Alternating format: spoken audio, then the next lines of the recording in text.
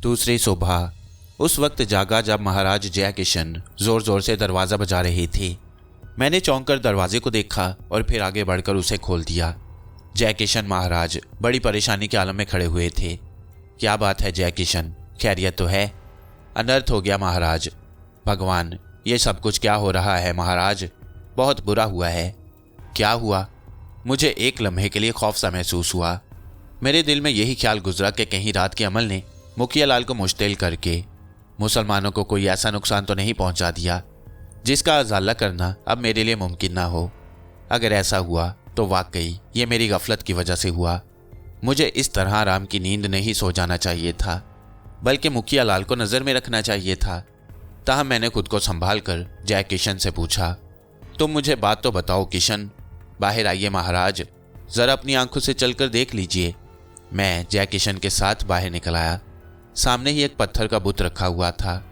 उस बुत पर मैंने अजीबोगरीब चीज़ें पड़ी हुई देखी। उसका चेहरा मस्क कर दिया गया था और उसे जगह जगह से तोड़ दिया गया था। जय किशन ने मुझे दूसरे भी बुत दिखाए। सबकी शक्लें बिगाड़ दी गई थीं और सबको नुकसान पहुंचाया गया था। मैंने हैरानी से ये सब कुछ देखा और फिर जय किशन को देखते हुए कहा, ये सब क्या है? अभी बताते हैं महाराज, जय किशन ने फूले हुए सांस के साथ कहा और इसके बाद कुछ फासले पर खड़े हुए पुजारी को इशारा किया। पुजारी का चेहरा उतरा हुआ था और किसी कदर तकलीफ का शिकार नजर आता था। ये रंगूनाथ है। रंगूनाथ, बताओ तुम, क्या हुआ था तुम्हारे साथ? महाराज, मुखिया लाल जी मंदिर में आए। मैं सो रहा था, मुझे चोटी से पकड़ा और घसीटते हुए दूर तक ले गए। फिर मुझे लातों और घूंसों से मारा और कहा कि तुम लोगों ने किसे मंदिर में घुसा रखा है। वो तुम लोगों को गलत रास्ता दिखा रहा है और तुम उसकी बात मान रहे हो। महाराज, आप देखें, मेरी चोटी के बहुत से बाल टूट गए हैं। भगवान की सौगंध, मेरा सर फोड़े की तरह दुख रहा है महाराज। मेरे चीखने चिल्लाने से और दूसरे पुजारी भी जाग उठे और मुखिया लाल ने हम सबकी खूब चोटियां खींची, हमें मारा पीटा। फिर इसके बाद वो बाहर गए और ये सब कुछ लेकर अंदर आ गए। उन्होंने सारे बुत नाश कर दिए। ये सब उन्हीं का किया धरा है। ठीक है रंगूनाथ, तुम जाओ, सब कुछ देख लिया जाएगा। मैंने जय किशन को देखते हुए कहा, जय किशन, रात को मैं मुखिया लाल के घर गया था, उससे बात की थी। ये कैसा आदमी है? महाराज, उसने जो कुछ किया है इस पर उसे पूरी हिंदू बरादरी कभी मुआफ नहीं करेगी। बस आपको बताना जरूरी था, वरना मेरा तो आत्महत्या कर लेने को मन चाह रहा है। मंदिर में ये अनर्थ हो कौन बर्दाश्त कर सकता है? तो फिर क्या करने का इरादा रखते हो जय किशन? इन सबको लेकर पीली गढ़ी के सामने मंदिरों में जा रहा हूँ। ब्राह्मणों को बुलवाऊंगा और पूछूंगा कि क्या अब मंदिरों की यही हालत होनी है। मैं उन्हें बताऊंगा कि मुखिया लाल हिंदू धर्म से है ही नहीं, उसका धर्म कीर्तन धर्म है। वो कीर्तन के मुठ से हदायत लेकर आता है। ये बात सब जानते हैं महाराज कि वो कीर्तन बेदी का चेला है। हम आज तक कीर्तन बेदी के सामने कभी नहीं आए। हालांकि हम में से किसको नहीं मालूम कि कीर्तन धर्म का ना हिंदू है न मुसलमान। वो तो काले धर्म वाला है। उसका भला हमारे धर्म से क्या ताल्लुक? मगर आज तक उसने कभी हिंदू धर्म पर हमला नहीं किया था। अब जब उसने ऐसा किया है तो उसे भुगतना होगा, वरना क्या हिंदू क्या मुसलमान, सबको काले धर्म वाला बनना पड़ेगा। और ये मुखिया लाल कौन सा मुसलमानों को शुद्धि कर रहा था? ये तो सबको शैतान का चेला बना रहा था। इसका मुकाबला तो हम सब मिलकर करेंगे, चाहे हिंदू हो या मुसलमान। मैंने कहा, ठीक है जय किशन, तुम धर्म का सबसे बड़ा मिशन सर अंजाम दे रहे हो, जाओ फौरन अपना काम शुरू कर दो। मेरी इस हदायत के बाद जय किशन ने तमाम पुजारियों को बुलाया और उन्हें हदायत देने लगा कि एक एक पुजारी हर मंदिर में चला जाए और वहाँ के महापुजारियों से कहे कि शाम को सब जय किशन के मंदिर में जमा हो जाएं। सारी सूरत हाल बता दी जाए। पंडितों को चूंकि खुद भी तकलीफ़ें पहुंची थीं, चुनाचे वो भी बिफरे हुए थे। ये मंदिरों के रहने वाले लड़ाई भड़ाई के आदी नहीं होते, चुनाचे वो भी अपने काम के लिए फ़ौरन ही तैयार हो गए। मैं जय किशन को रुखसत करने के बाद वापस अपने हुजरे में आया। रजब अली सामने ही बैठा हुआ मुस्कुरा रहा था। अचानक ही मेरे जहन को एक झटका सा लगा।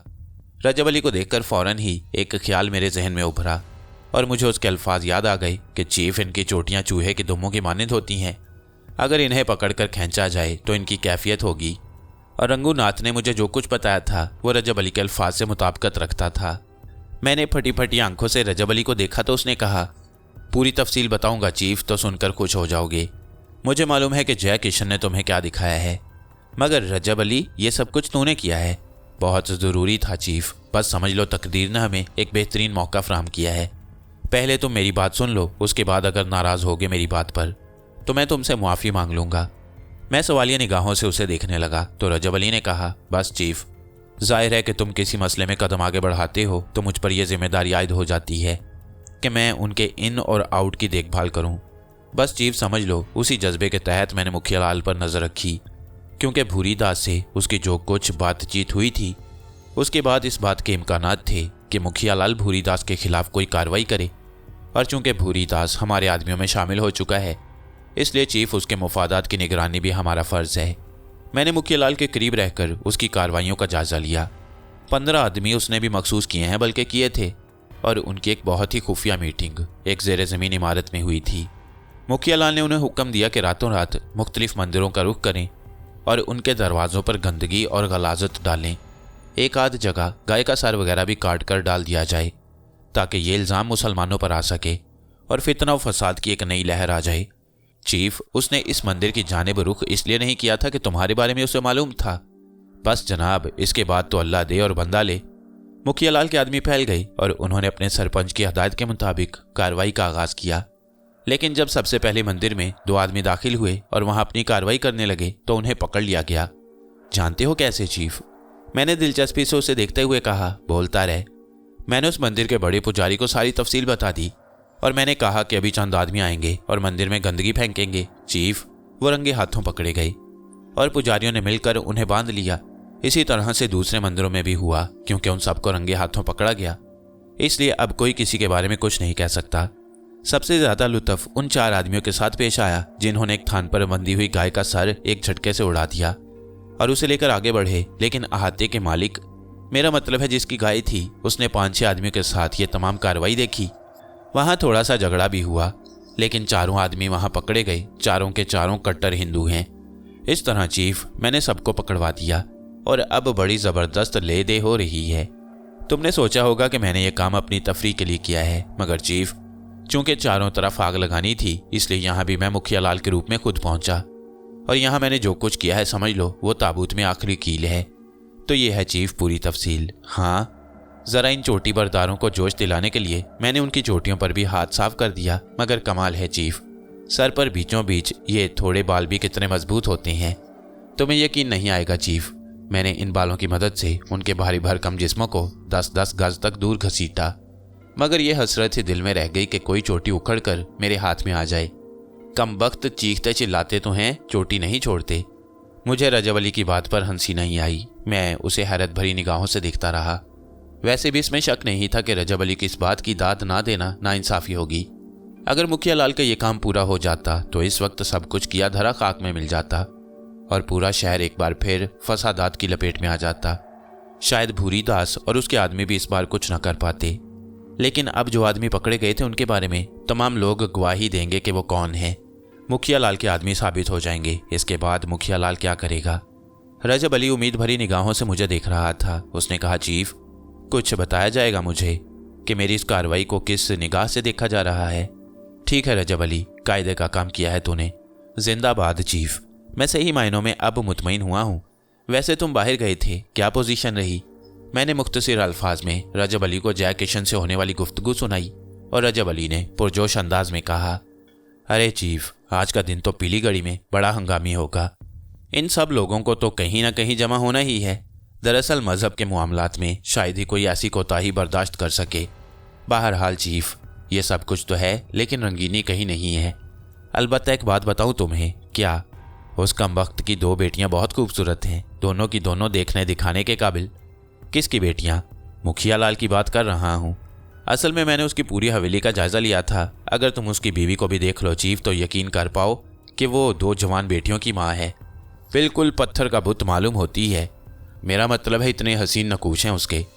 मगर कोई फ़ायदा नहीं होगा रजब अली, मुखिया लाल से तो हमारा मामला ही मुख्तलिफ है। चीफ, अगर मुझे इजाज़त दो तो मैं फ़ायदे की कोई तरकीब भी सोच लूँ। क्या सोचेगा? इजाज़त दे दो चीफ।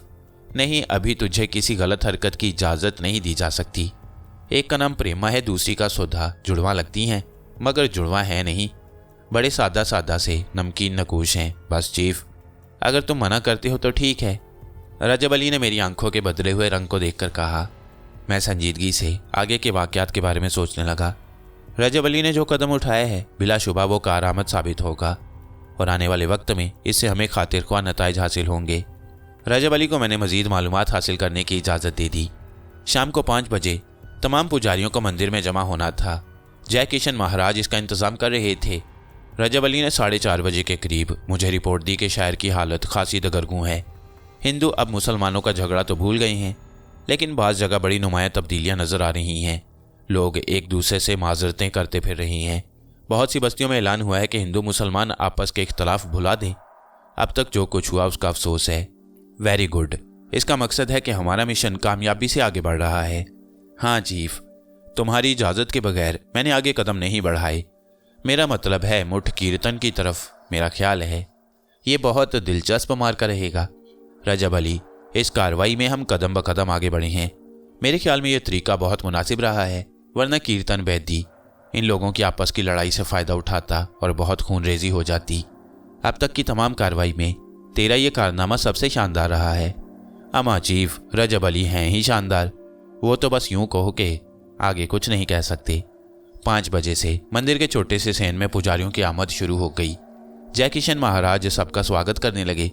मैं भी तैयार होकर बाहर आ गया और पुजारी मुझसे मुलाकातें कर रहे थे, मुझ पर तबसरे कर रहे थे, मुझे बधाई दे रहे थे, मुझसे मेरे बारे में मालूमात हासिल कर रहे थे। बहरहाल उन सबको कुछ न कुछ कहकर मुतमईन करना था।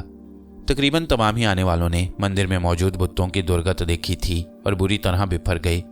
फिर जब सारे पुजारी आ गए और मंदिर खचाखच भर गया तो जय किशन ने कहा, भाइयों, जो कुछ हुआ है वो शायद हिंदुस्तान की तारीख में सबसे नई और अनोखी बात है। बाहर देखो तो सारे के सारे आपस में कुत्तों की तरह लड़ रहे हैं। किसी ने बुद्धि से काम लेकर ये ना सोचा कि अरे, हम तो सदियों से एक दूसरे के साथ रह रहे हैं, हमारे बीच ये लड़ाई कैसे हो गई। बस जिसने मन चाहा दीन धर्म का नारा लगाया और दूसरे पर पिल पड़ा। सच्ची बात तो यह है कि ये काम हम लोगों का था कि लड़ने वालों को समझाते, उन्हें रोकते, उनसे कहते कि ज़रा ठंडे दिल से गौर कर लो, लड़ाई है किस लिए। अब आज देख लो लड़ाई कराने वाले कौन होते हैं। अपने मतलब के लिए सब कुछ हो रहा है और मर रहे हैं बेगुनाह। मंदिर में मौजूद हमारे भगवानों को देखा, अरे ये कोई हिंदू जाति वाला कर सकता है, पर जुबानें बंद रखी हमने। मसलहत थी, ताकत के सामने झुक गए थे। मुझे सारी बातें पता चल गई हैं। बाहर भी यही सब कुछ हुआ है, मगर अफसोस जिन लोगों ने आप लोगों को बता दिया उन्होंने मुझे नहीं बताया। पापी मुखिया लाल खुद ही यहाँ आया और उसने ये सब कुछ अपने हाथों से किया। भाइयों, बहुत बुरे और बहुत ताकतवर लोगों से झगड़ा कर रहे हैं हम। अरे हम तो मंदिरों में सर झुकाए भगवान की पूजा करने वालों में से हैं। हम कोई सेना नहीं है कि जंग पर निकल पड़े। पर एक बात ज़रूर है, धर्म सेवक कहते हैं हम अपने आप को, और अगर धर्म की सेवा करते हुए जूते के जोर पर काम करने लगें तो फिर हम पर हजार हाल लानत। अब तो मजबूरी है। मुखिया लाल बहुत बड़ा आदमी है, बड़ी जागीर है उसकी, बड़ी ज़मीनें हैं, बहुत से लोग रखे हुए हैं उसने। पर यह बताओ तुम लोग, क्या यह सब कुछ जायज़ था? अरे तुमने तो अपनी आंखों से देखा है, अपने हाथों से पकड़ा है उन्हें। कौन कौन है वो जानते हो ना तुम? सब कुछ मालूम है जय किशन महाराज, सब कुछ मालूम है, सब जानते हैं हम, और ये बहुत पहले से जानते थे हम। मगर वही बात, ताकतवर के आगे ज़ुबान कौन खोले। अब तो ये समझ लो कि जिएंगे तो इज्जत से जिएंगे, नहीं तो फिर भगवान जाने और उसका काम। हम सबको पता है कि इस मुसीबत की जड़ कौन है। जो लोग ये गंदगी करते हुए पकड़े गए, भगवान न करे अपने मकसद में कामयाब हो जाते तो इस वक्त पीली घड़ी जल रही होती, हर घर से शोले निकल रहे होते। वो तो बेचारे बेगुनाह ही निकले। हम हमेशा ही ऐसी साजिशों का शिकार होते रहे हैं। जिसने चाहा अपने मतलब के लिए धर्म वालों को लड़ा दिया, और फिर पता है आप लोगों को और हमारे महाराज को, मेरी मुराद प्रेम सिंह से है। पता है क्या हुआ? सारे के सारे जो काम करते हुए पकड़े गए उन्होंने कबूल दिया अपने मुंह से कि मुखिया लाल के आदमी हैं, और उसी ने उनसे ये सब कुछ कहा था। कमीनों ने गऊ माता भी काट दी और उसकी खोपड़ी लेकर मंदिर पहुंच गई। अरे क्या हशर होता अगर भगवान उनकी पोल ना खोल देता। हम ही में से हैं वो सारे के सारे, सबके नाम लिख लिए हैं हमने। मगर महाराज, अफसोस की बात यह है कि सरकार भी हमारा साथ नहीं दे रही। मुखिया लाल ने 4 आदमी भेजे और वो सारे के सारों को छुड़ा ले गए। क्या मतलब? पकड़े हुए लोग आज़ाद हो गए? बहुत सी आवाज़ें उभरी, हाँ सब आज़ाद हो गए। ये हद है, भगवान की सौगंध। अब जंग करनी होगी, अब असल मुजरिमों से जंग करनी होगी। तमाम लोग जोश में भर गए और मैं पुरसुकून हो गया। काफ़ी हद तक कामयाबी हुई थी और आइंदा के हालात यकीनन इत्मीनान बख्श होंगे। पीली घड़ी के माहौल में बड़ी नुमायां तब्दीलियां हो गई थीं और अब जो कुछ हो रहा था वो खुद ब खुद हो रहा था और इसके लिए हमें कोई मेहनत नहीं करनी पड़ रही थी। हमारा ठिकाना मौजूद था और अब हम यहाँ से सिर्फ सूरत हाल का जायजा ले रहे थे। दूसरे ही दिन से काम का आगाज हो गया। सारे कारोबार बंद कर दिए गए। हिंदुओं ने मुसलमानों के महलों में जा जाकर गलत फहमियाँ दूर करने की दरख्वास्त की। जहाँ जहाँ जो कुछ हो गया था उसके लिए मुआफ़ियाँ तलाफियाँ की जा रही थीं, तावान अदा करने की बात की जा रही थी और इसके बाद ये दरख्वास्त की जा रही थी कि इस झगड़े का असल मुजरिम जो है उसके खिलाफ मिलजुल कर काम करें ताकि पीलीगढ़ के रहने वालों को इन गंदी आत्माओं से छुटकारा हासिल हो। बहुत से जज्बाती मुसलमान भी तैयार हो गए और फिर सबसे पहला काम यह हुआ कि एक बड़ा जत्था पुलिस कोतवाली पहुंच गया और वहां उसने शदीद एहतजाज किया कि जिन लोगों ने मंदिरों में जाकर गंदगी की थी उन्हें क्यों आज़ाद कर दिया। इतने बड़े मजमे को देखकर पुलिस वाले भी घबरा गए। कोतवाली के बैरूनी हिस्से में तोड़फोड़ भी हुई, लेकिन यही शुक्र था कि अंदर से कोई सख्त कार्रवाई नहीं की गई और समझाने बुझाने पर ही बात रही। कोतवाल ने यह कहकर मजमा को मुंतशिर किया कि उन तमाम लोगों को दोबारा पकड़ लिया जाएगा और उन्हें मंदिरों में गंदगी करने की सज़ा दी जाएगी। तब यह मजमा मुंतशिर हुआ। अब अंदरूने खाना क्या हो रहा था उसका तो कुछ पता नहीं चल सका, लेकिन पुलिस वाले चारों तरफ चौकस हो गए। जब इस किस्म के कामों का आगाज़ हो जाया करता है और लोग मजहब के नाम पर बरगश्ता हो जाते हैं तो फिर हालात इतनी आसानी से नहीं संभाले जा सकते। मुखिया लाल तो भाग गया था और उसके बारे में पता चला था कि वो कीर्तन बेदी के मुट्ठ में जाकर छुप गया है। कीर्तन बेदी ही असल गंदगी की जड़ था। लोग उसकी काली करतूतों से खौफजदा होते थे, लेकिन एक मंदिर के पुजारी लक्ष्मी चंद ने यह जिम्मेदारी कबूल की कि वो कीर्तन मुठ की जानिब लोगों की नुमाइंदगी करेंगे और सबसे आगे आगे खुद चलेंगे। लक्ष्मी चंद दीन धर्म के नाम पर इस बात पर आमादा हो गए थे कि अगर कीर्तन मंदिर की तरफ से कोई ऐसी गड़बड़ हुई तो सबसे पहले वही उसका शिकार होंगे, उसके बाद बाकी लोग अपनी जान बचा लें। तय ये किया गया कि पीलीगढ़ी की मर्दों की सारी आबादी कीर्तन मुठ की जानिब जाएगी और उसकी ईंट से ईंट बजा देगी। मैं और रजब अली भी खामोशी से इन कार्रवाइयों का जायजा ले रहे थे। रजब अली ने कहा, कहिए चीफ, क्या इसके बाद भी हमारा कोई काम बाकी रह जाता है? आखिरी मंजर देख लें रजब अली, उसके बाद सैयद अमीन को रिपोर्ट भी तो पेश करनी है। हाँ हाँ चीफ, मैं तो बस ऐसे ही पूछ रहा था। चुनाचे जब बेशुमार अफराद का मजमा कीर्तन मुठ की जानिब चला तो मैं और रजब अली भी शरीक थे। हम उस मजमे से ज़रा हटे हुए थे और हमने थोड़ा सा फासला इख्तियार कर रखा था। लोग जोश में भरे हुए थे, कुछ मुसलमान भी साथ हो गए। लक्ष्मण चंद भी एक पुरजोश साधु था। चुनाचे वो दीन धर्म के नाम पर अपनी जान देने पर आमादा हो गया और कोई 25 गज का फासला करके वो मजमे से आगे चल रहा था। ये एक दिलचस्प बात थी। मैं और रजब अली इसमें पूरी दिलचस्पी ले रहे थे। रजब अली ने कहा, चीफ, इससे पहले भी हमारा तजुर्बा है। ये कमबख्त काले जादू वाले असल में गलाजत इतनी करते हैं कि हमारे लिए उनके खिलाफ काम करना मुश्किल हो जाता है। पिछला तजुर्बा इस बात का शाहिद है। वो तो समझ लो कि बस काम चल ही गया, वरना सचमुच बाज़ जगह तो मैं खुद भी घबरा गया था। अब इससे ज़्यादा हम कुछ नहीं कर सकते रजब अली, देखेंगे क्या सूरत हाल रहती है। मजमा कीर्तन मुठ की जानिब तेज़ रफ्तारी से सफ़र कर रहा था। लोगों के हाथों में डंडे, भाले और दूसरे ऐसे हथियार थे। पुलिस वाले रास्ते में नज़र ज़रूर आए, लेकिन शायद इतने बड़े मजमे को कंट्रोल करना उनके बस की बात नहीं थी। चुनाचे उन्होंने कोई मुदाखलत नहीं की। हाँ, सबसे पीछे वो भी अपनी लाठियाँ लिए हुए चल रहे थे। फासला तय होता गया और फिर दूर से वो मनहूस और बदनुमा इमारत नजर आई जो काले जादू के माहिर कीर्तन बेदी की रहायशगाह थी। मजमा कुछ और पुरजोश हो गया और उसने तेज़ रफ्तारी से सफ़र का आगाज़ कर दिया। लक्ष्मण चंद ने कहा, नहीं भाइयों, तुम लोगों को 25 गज का फासला इख्तियार करना है ताकि तुमको कोई नुकसान ना पहुंचने पाए। ये बात तो तुम मन में रखो कि कीर्तन बेदी खामोशी से ये सब कुछ बर्दाश्त नहीं करेगा। और लक्ष्मण चंद का ये कहना बिल्कुल दुरुस्त साबित हुआ।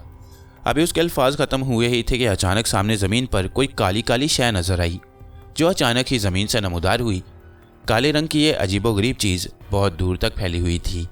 मैंने ही सबसे पहले देखा। वो कुलबुलाते काले सांप थे जिनसे ज़मीन भरी हुई थी। वह ज़मीन के नीचे से बरामद हुए और उनकी तादाद इतनी थी कि इंसान बैक वक्त इतने सांपों का तसव्वुर भी नहीं कर सके। फिर उन्होंने फन उठाए और मजमे की जानिब देखने लगे। इतनी देर में लक्ष्मण चंद ने दोनों हाथ उठा दिए और साकित खड़ा हो गया।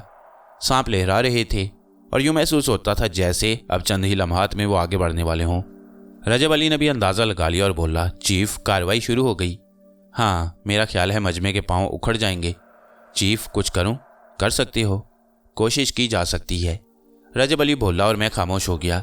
सांपों का ये अजीमो शान लश्कर इंसानों के लश्कर के मुकाबले पर आ गया और इसके बाद सांपों ने फन डाले और बर्क रफ्तारी से मजमे की जानिब बढ़ना शुरू कर दिया। जोश में डूबे हुए लोगों के हवास आहिस्ता आहिस्ता बिगड़ने लगे। फिर पहला सांप लक्ष्मण चंद के पास पहुंचा और उसने लक्ष्मण चंद पर हमला कर दिया। लक्ष्मण चंद के हलक से दहशत भरी आवाज़ें निकलने लगीं और देखते ही देखते वो काले रंग का एक मुतहर्रिक सतून नजर आने लगा। लातादाद सांप उसके जिस्म से चिमट गए। मजमे में बस अब भगदड़ मचने ही वाली थी कि अचानक ही एक और मंजर देखने को मिला। सांपों का ये लश्कर जैसे हवा में उड़ने लगा हो, वो उड़ उड़कर एक दूसरे पर जाकर गिर रहे थे और साफ महसूस हो रहा था कि शायद वो बेपनाह हवाओं की जद में हैं। हालांकि ना हवा चल रही थी और ना इसका एहसास हो रहा था, लेकिन ये सिर्फ एक लम्हे की बात थी, क्योंकि दूसरे लम्हे तेज हवा की सीटियां गूंजने लगीं और जमीन से झाड़ झनकार भी उड़ने लगे। यहाँ तक कि लक्ष्मण चंद के जिस्म के सांप भी उसके जिस्म से दूर हो होकर दूसरे सांपों पर गिरने लगे। सांपों का ये सैलाब रुक गया था और अब सांप वापस पलट रहे थे। देखते ही देखते उनमें अबतरी फैल गई। अलबत्ता लक्ष्मण चंद बेचारा इस तरह पानी होकर नीचे बह रहा था जैसे मोम का मुजस्मा हो और उसे आंच दिखा दी गई हो। नीले रंग का पानी उसके पूरे जिस्म से बह रहा था और उसकी हड्डियां तक पानी बन गई थीं। इससे उन सांपों के जहरीले वजूद का एहसास होता था, लेकिन अब वो हवा के जोर पर पीछे जा रहे थे और उनका रुख मुट्ठी की जानिब था।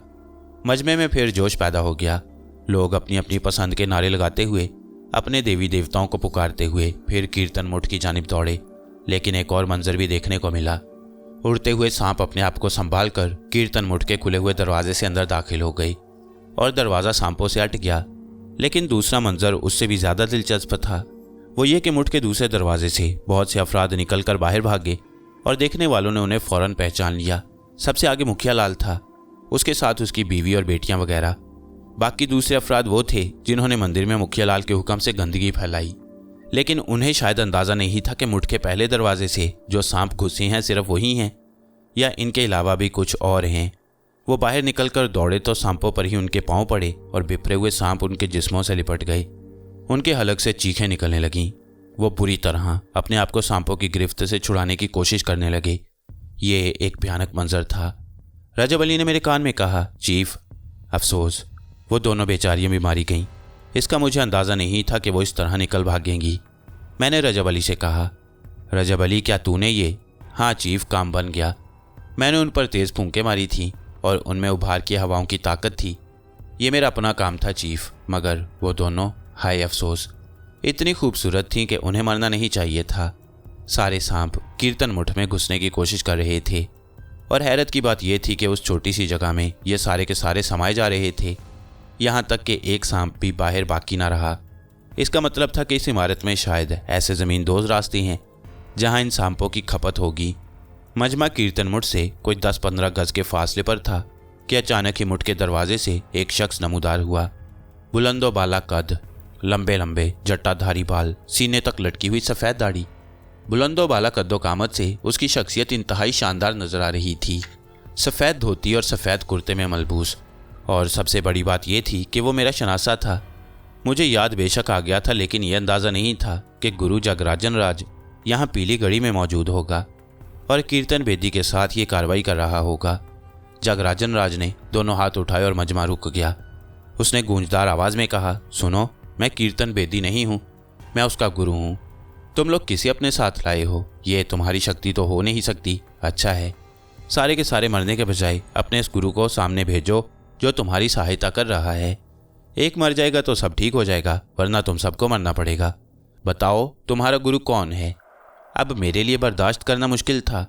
मैं जानता था कि ये लोग किसी का नाम तो ले नहीं सकेंगे, लेकिन गुरु जगराजन राज को बाहर तौर मेरे बारे में मालूम हो जाएगा। फिर मैं खुद भी उससे मुलाकात का ख्वाहिशमंद था। चुनाचे मैं सरगोशी के अंदाज में रजब अली से बोला, रजब अली, यह आदमी बहुत खतरनाक है और तुझे इसकी निगाहों से पोशीदा रहना है। फिक्र मत करो चीफ, इससे मेरे बारे में कुछ नहीं मालूम हो पाएगा। रजब अली ने जवाब दिया और मैं आहिस्ता आहिस्ता आगे बढ़कर मजमे के बिल्कुल सामने आ गया। मैं हूँ इनका गुरु, मैं इनकी सहायता कर रहा हूँ। गुरु जगराजन राज, मैं इन्हें यहाँ लाया हूँ। गुरु जगराजन राज ने मुझे देखा और मुझे साफ लगा कि मुझे देखने के बाद उसके जिस्म को एक झटका सा लगा। चंद लम्हात वो साकित और जामिद मुझे देखता रहा और फिर उसके होंठों पर आहिस्ता आहिस्ता मुस्कुराहट फैल गई। उसकी आंखों में मक्कारी की झलकियाँ थीं। उसने दोनों हाथ जोड़कर गर्दन झुकाते हुए कहा, जय हो महाराज की। तो आप हैं ये? अरे ससुरों ने पहले क्यों ना बता दिया कि हमारा पुराना यार हमसे मिलने आ रहा है। अगर हमें पता होता कि तुम यहाँ मौजूद हो तो ये झगड़ा ही ना होने देते। तो ये बात है, नए नए तजुर्बे हो रहे हैं। चलो ठीक है, इन ससुरों का झगड़ा निपटाए देते हैं। हमारी तुम्हारी दोस्ती तो बहुत गहरी है, गुरु जगराजन राज ने कहा और फिर मजमा की तरफ देखकर बोला, कीर्तन बेदी को मारना चाहते हो ना तुम लोग, यहाँ अमनो शांति चाहते हो। चलो तुम भी क्या याद करोगे, हमारा बहुत बड़ा यार तुम्हारे पास मौजूद है। हम कीर्तन बेदी को तुम्हारे हवाले कर रहे हैं। जगराजन राज 2 कदम आगे बढ़ा, फिर उसने दोनों हाथ फिजा में बुलंद किए और कीर्तन बेदी के मुठ से राख गिरने लगी। यूं महसूस हो रहा था जैसे सारा मुठ पिघल रहा हो और मिट्टी बनकर जमीन पर ढेर होता जा रहा हो। तभी कीर्तन बेदी नजर आया। लोग उसे पहचानते थे। वो फटी फटी आंखों से चारों तरफ देख रहा था। फिर उसने गुरु जगराजन राज को देखा और बोला, महादेव, महागुरु, ये क्या हो गया, ये क्या हो गया गुरु? मुआफ करना कीर्तन बेदी, हर इंसान अपने मुफाद के लिए काम करता है। मैंने तो तुम्हें शागिर्द बनाया था मगर तू सही चेला न बन सका। अब देख कितनी बड़ी शख्सियत तेरे मुकाबले पर आई है मगर तू इसका मुकाबला नहीं कर सकेगा। तो फिर मैं तेरे लिए क्या करूं, अब ये जाने और तू। चलो भैया आ जाओ, अपना हिसाब चुका लो। जगराजन राज ने रास्ता दे दिया और मजमा बेकाबू हो गया। फिर कीर्तन बेदी का क्या हुआ, लोगों ने किस तरह उसे टुकड़ों में तकसीम किया। मुठ तो पहले ही जाया हो चुका था। जगराजन राज मेरे पास आ खड़ा हुआ। तुम्हारा नाम मैंने इस बार भी नहीं लिया अकिल रफीक, इसकी वजह जानते हो। बहुत एहसानात कर रही हो मेरे ऊपर जगराजन राज। हाँ, इसकी वजह है। क्या वजह है? बहुत अरसे से तुम्हें तलाश कर रहा था। कहो, तुम्हारे यार इवन कार्लोस का क्या हाल है? मैं भी बहुत अरसे से उससे नहीं मिला। अरे हटो, यहाँ क्यों खड़े हुए हो? वो बेवकूफ़ लोग हैं, छोटे छोटे काम करने वाले, दीन धर्म के नाम पर लड़ रहे हैं ससरे। अरे लड़ने दो, इनका काम क्यों खोटा करो। और अब तो वही हो चुका है जिसके लिए तुम इन्हें यहाँ लाए थे। देख लो, हमने तुमसे ताउन किया है। यारी निभाना इसे कहते हैं। अगर तुम इस लफ्ज़ को बदलना चाहते हो तो बदल भी सकते हो। क्या मतलब? यार तो खैर हम एक दूसरे के कभी नहीं रहे। फ़र्क होता है इंसान इंसान में। हमने तुम्हें इन लोगों पर फौकियत दी है, क्या समझे? ठीक है, लेकिन गुरु जगराजन राज जी, मुझसे क्या चाहते हैं आप? बैठना चाहते हैं, बात करना चाहते हैं। कुछ तजवीज़ें हैं हमारे पास, गौर कर लेना उन पर। एक बात समझ लो, नुकसान नहीं पहुंचाएंगे तुम्हें। जिस तरह संसार में मनुष्य के लिए दोस्त ज़रूरी होता है, उसी तरह दुश्मन भी ज़रूरी होता है। हमारी तुम्हारी अगर दुश्मनी भी है तो यूँ समझ लो, तुम्हारी दुश्मनी के लिए हम बड़े बड़े काम छोड़ देंगे। कुछ मालूमात भी तो हासिल करनी है हमें तुमसे। अच्छा, अब यूँ करो, जहाँ जाना चाहो चले जाओ, हमें इस पर एतराज़ नहीं है। लेकिन आज ना सही कल, कल ना सही परसों, जहाँ हम बुलाएं वहाँ तुम आ जाना। बस इससे ज़्यादा इन लोगों के झगड़े में मत पड़ो। कीर्तन बेदी ख़त्म हो गया। जो कुछ वो चाहता था, इसमें उसने हमसे मदद मांगी थी। अब हम ठहरे दूसरे किस्म के आदमी। हमने कहा चल तू भी क्या याद करेगा, कर ले। तुमने रास्ता रोक लिया, चलो ठीक है। एक काम उसके लिए किया, दूसरा तुम्हारे लिए किए देते हैं। मेरा ख्याल है अब यहाँ सब कुछ ठीक ठाक हो जाएगा। तो सुनो, शांता सरन आ जाना। शांता सरन के बारे में किसी से पूछोगे, बता देगा। मगर क्यों जगराजन राज, डरते हो? ये बात तो तुम अच्छी तरह जानते हो कि मैं डरता हूँ या नहीं। तो फिर आ जाना, बातें होंगी कुछ। अब अगर हम ये कहेंगे कि वहाँ आते हुए डरना नहीं, धोखे से हम तुम्हारे ऊपर एक भी वार नहीं करेंगे, इसका वादा है। मैं हंसने लगा। मैंने कहा, नहीं जगराजन राज जी, मेरे भी अल्फाज सुन लीजिए। जिस जगह के बारे में आपने मुझे बताया है वहाँ आऊँगा, और अगर मौका मिल गया तो आपको नुकसान भी पहुँचाऊँगा। आपको अगर मौका हो तो आप भी इससे ना चूकें, वरना फिर ये ना कहिएगा कि मैंने धोखे से मारा आपको। जगराजन राज हंसने लगा, फिर बोला, तुम आओ तो सही, बाकी बातें बाद में हो जाएंगी। चलो ठीक है, वहाँ आकर हमें मार देना। यहाँ तो नहीं मारना चाहते ना? नहीं, यहाँ जो कुछ तुमने किया है, बहरहाल वो मेरे एक मकसद की तकमील थी, वरना मुझे आगे बढ़कर बहुत कुछ करना पड़ता। तो फिर एक एहसान हो गया ना तुम पर। एहसान उतारने के लिए शांता सरन ज़रूर आना। अच्छा, हम चलते हैं। उसने दोनों हाथ जोड़े और एक जानिब बढ़ता चला गया। मैं खामोशी से उसे देख रहा था, फिर वो निगाहों से ओझल हो गया। मजमा इस दौरान ना जाने क्या क्या करता रहा। मेरा यहाँ रुकना अब ज़रूरी नहीं था, चुनाचे मैंने वापसी के लिए कदम बढ़ा दिए। हाँ, अब ये फैसला करना था कि प्रेम सिंह की हैसियत से मुझे जय किशन जी के मंदिर में जाना है या कहीं और। बहरहाल जो कुछ हुआ था उस पर मुकम्मल भरोसा तो नहीं कर लेना चाहिए। जगराजन राज का यहाँ मिल जाना बड़ा सनसनीखेज था और मैं इस सनसनीखेजी को महसूस कर रहा था। वापस चल पड़ा और कुछ देर के बाद मंदिर पहुँच गया। फिर मैंने रजब अली को आवाज़ दी और रजब अली फ़ौरन ही मेरे पास पहुँच गया। चीफ, देखा उस शख्स को? हाँ चीफ, बहुत ख़तरनाक चीज़ है। कुछ ऐसी बातें पाई हैं मैंने उसमें जो यकीन करो मेरी समझ से बाहर हैं। मुझे सिर्फ एक बात बताओ। जी चीफ। क्या उसे तुम्हारे बारे में मालूम हो सका? नहीं चीफ। अब इतना भी कच्चा मत समझो, अपने आप को छुपाना जानता हूँ। रजब अली, एक मशवरा है मेरा, जब तक मैं तुझसे किसी काम में मदद की दरख्वास्त ना करूं मेरी मदद मत करना। क्या मतलब चीफ? मेरा उसका बहुत पुराना कर्ज चलता है और शायद मैंने तुझे उसके बारे में कभी थोड़ा बहुत बताया होगा। गुरु जगराजन राज है उसका नाम। हाँ चीफ, आपने एक बार तज़किरा किया था उसके बारे में। बहुत शैतानी कुव्वतों का मालिक है और तुझे उसकी जद से महफूज रहना है। वैसे एक बात बता, क्या तुम लोग भी मुश्किलात का शिकार हो जाते हो? ऐसी वैसी चीफ, बाज़ औक़ात तो हमारी पूरी ज़िंदगी ज़ाया हो जाती है। मुश्किलात हमारे लिए भी बहुत ज़्यादा हैं चीफ, बस उनका अंदाज़ बदला हुआ है। कभी किसी काली कुव्वत वाले के जाल में फंसे हो तुम लोग? मेरा मतलब है तुम में से कोई। मेरे इल्म में नहीं है चीफ, लेकिन जो कुछ मैंने अपनी आंखों से देखा है वो ये है कि उनके अपने खेल अलग अलग होते हैं और बाज़ जगह हमें उनके सामने से हटना पड़ता है। इसकी वजह वो गलाजत होती है जो हम बर्दाश्त नहीं कर सकते। चीफ, तुम्हें मालूम होगा इस बात का कि बाज़ औक़ात इंसान से हमारी चल जाती है। हम उनसे कहते हैं कि हम तक गंदगी ना पहुंचने दें और वो इस पर ध्यान नहीं देते। बस चीफ, वहाँ हमारा झगड़ा हो जाता है। हमें गंदगी के करीब आने की इजाज़त नहीं है असल में, बस ये बात है। तो मेरी इस हदायत को याद रखना, जब तक मैं तुझसे कुछ ना कहूँ कोई अमल मत करना। और अगर उसने तुम्हें नुकसान पहुँचाने की कोशिश की चीफ, तो उस वक्त मैं तुझे आवाज़ दे लूँगा। Okay chief. लेकिन तुमने ये भी कहा है कि उसे मेरे बारे में मालूम ना होने पाए। हाँ, इतना फासला रखना कि वो तुम्हें ना देख सके, जैसे इस वक्त वो तुम्हें नहीं देख सका। ओके चीफ, जैसा आप पसंद करें। फिर मैं देर तक रजब अली से बातें करता रहा। मैंने कहा, एक और बात है रजब अली, वो ये कि क्या अब हमारा यहाँ रहना ज़रूरी है? चीफ, काम तो हो गया। मेरे ख्याल में हम सैयद अमीन साहब से मुलाकात कर लें और उन्हें रिपोर्ट पेश कर दें। ठीक है। मैं इसी उलझन का शिकार था।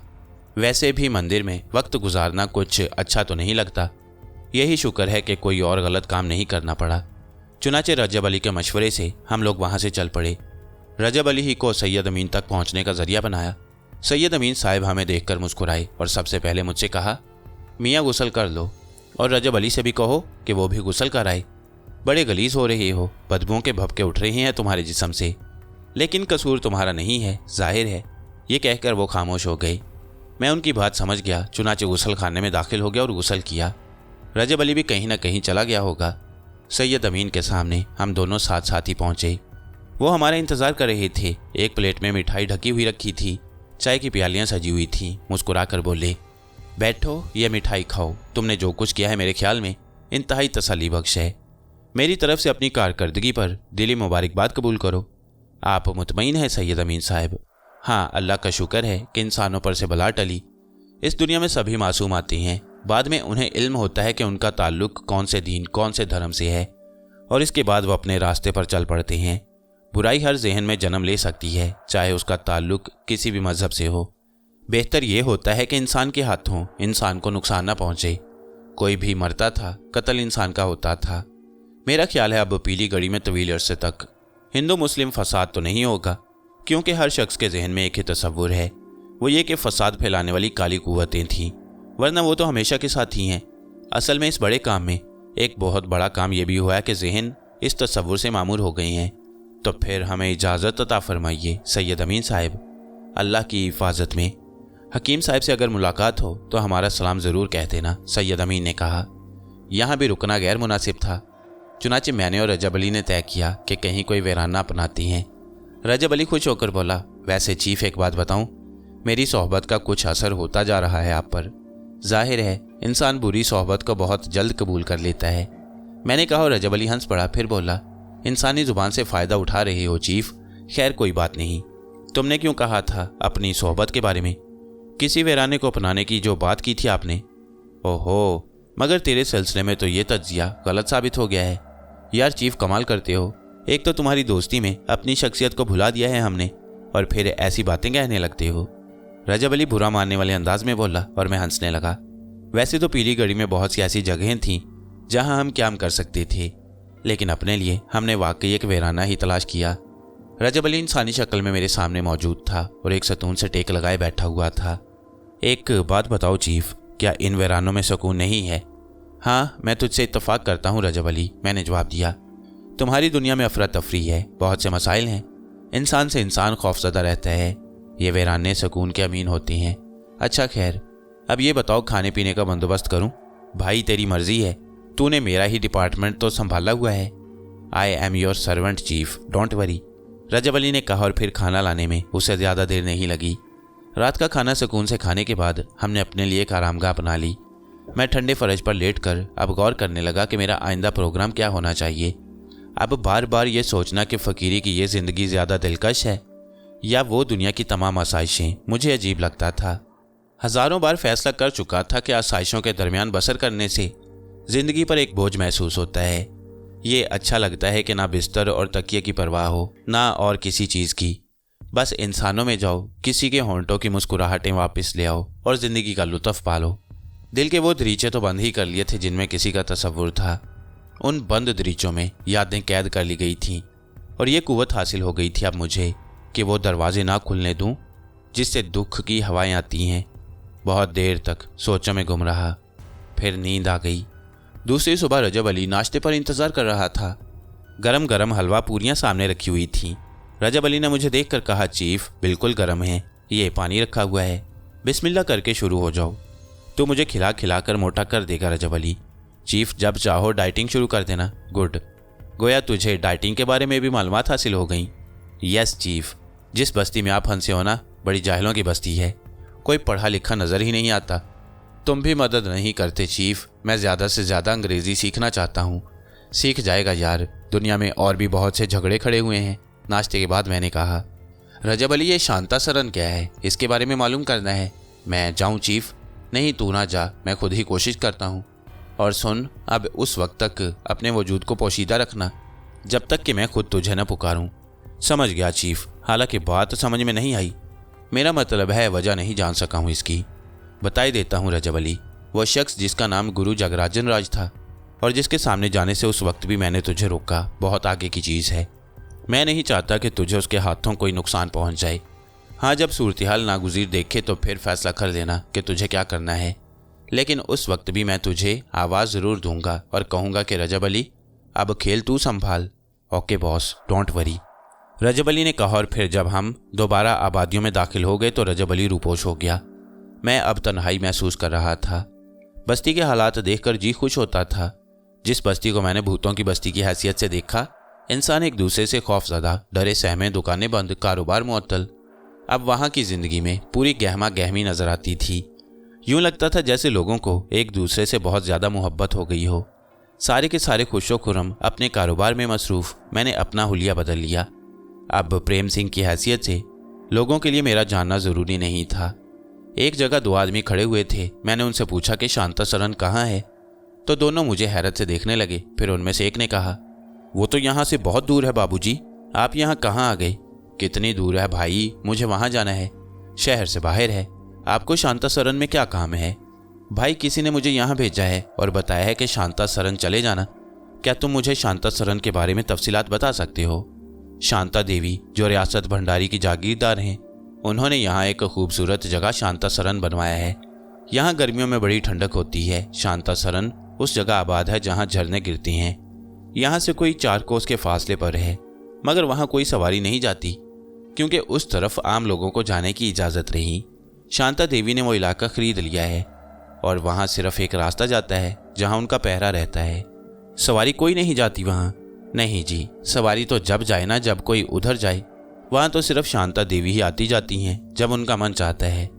फिर भी तुम मुझे वहाँ का रास्ता तो बता ही दो भाई, मैंने कहा। और उस शख्स ने एक तरफ इशारा करते हुए कहा, यहाँ से सीधे चले जाओगे बाबूजी तो बहुत दूर जाने के बाद बस्ती ख़त्म हो जाएगी।